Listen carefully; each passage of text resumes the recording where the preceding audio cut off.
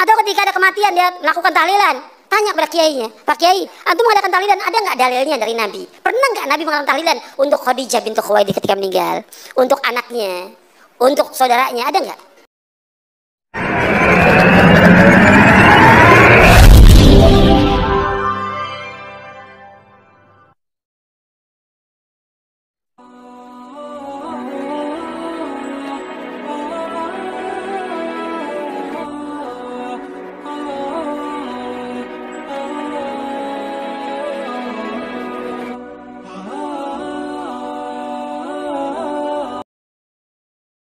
Assalamualaikum warahmatullahi wabarakatuh. Bismillahirrahmanirrahim.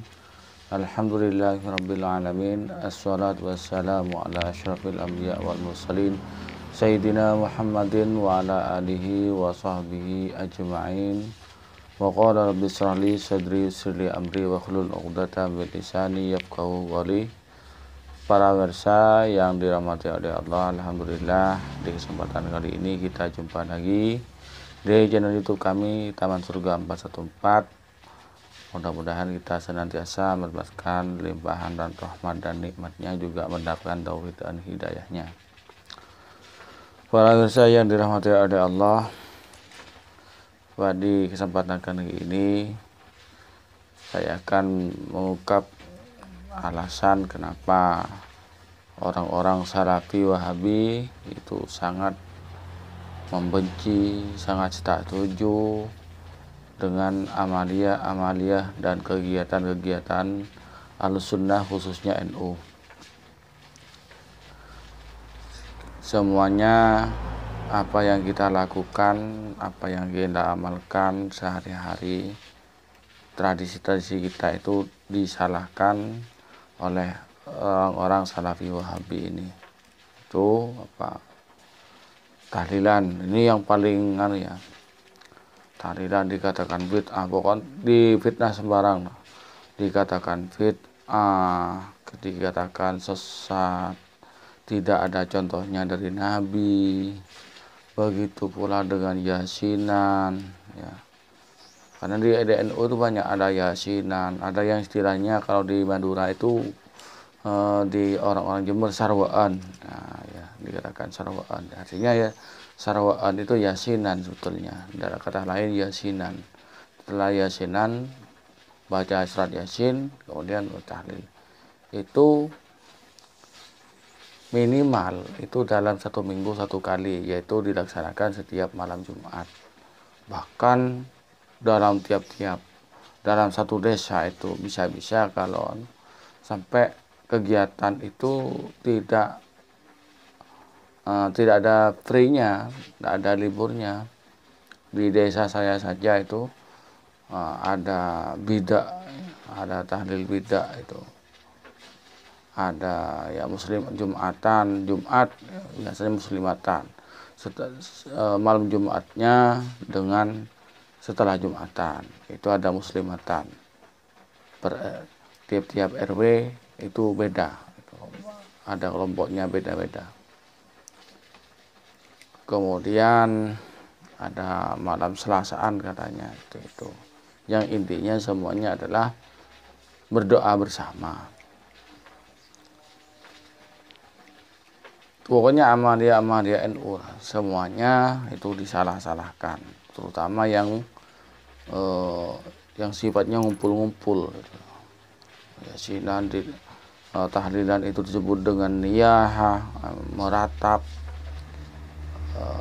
Kemudian maulidan juga disebut bid'ah, tidak dicontohkan Nabi. Pemirsa, ya mungkin ada yang sebagian tahu, ada yang belum. Mungkin yang kalau dari masyarakat awamnya itu belum memahami kenapa ini sangat dibenci oleh orang-orang Wahabi. Ya, dengan berbagai macam dalih. Bahkan yang lebih keji yaitu tahlil, dikatakan dosanya tahlilan itu disamakan dengan zina. Ini fitnah keji dari orang-orang Salafi Wahabi, dari ustaz-ustaz Salafi Wahabi. Indonesia itu ya kuat dengan adanya organisasi terbesar yaitu NU dan Muhammadiyah. yang dan memperjuangkan yang berjasa di kemerdekaan NKRI ini kebanyakan dari orang-orang NU, ulama-ulama NU, santri-santri NU. Nah, sampai sekarang NU ini masih eksis setia mendukung NKRI, hingga mengatakan NKRI harga mati. Orang-orang Islam, orang-orang non-Muslim, terutama orang-orang yang ingin oknum-oknum negara-negara lain atau oknum negara lain yang ingin Indonesia itu hancur, mereka selalu mencari celah untuk mencari celah kelemahan Indonesia itu di mana, kekuatannya di mana, kelemahannya di mana. Diselidiki, ternyata yang kekuatan terbesarnya ada di NU. Kemudian cari-carilah celah kelemahan NU itu di mana, kekuatannya di mana.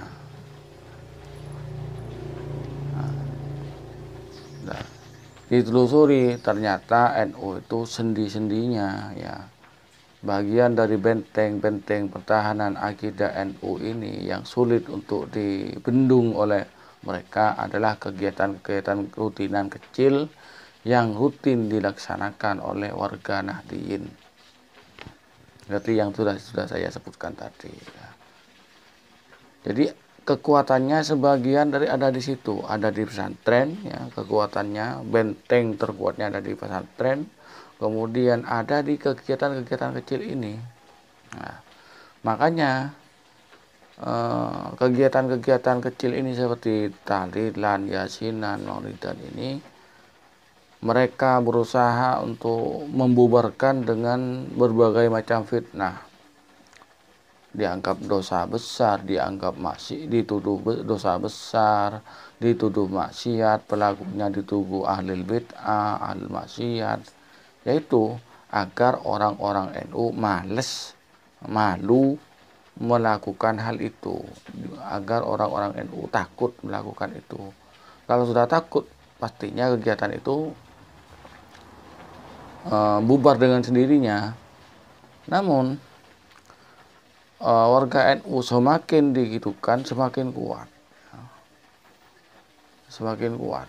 artinya tidak menghiraukan apa yang mereka fitnahkan.